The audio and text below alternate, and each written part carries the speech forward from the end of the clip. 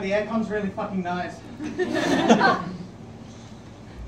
You have no idea how hot this hair is.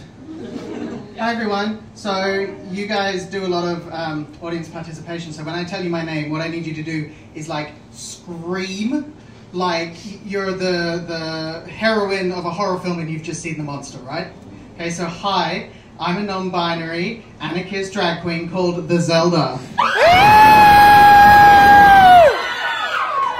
Thank you.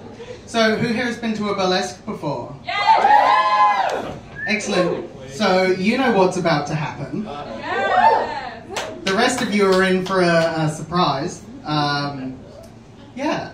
So my first thing I want to tell you is please, if you like what you see, and you will, make a lot of noise. If you see something that is shocking, make a lot of noise. But speaking of shocking, my act is in two parts. The first part, everybody's fine for.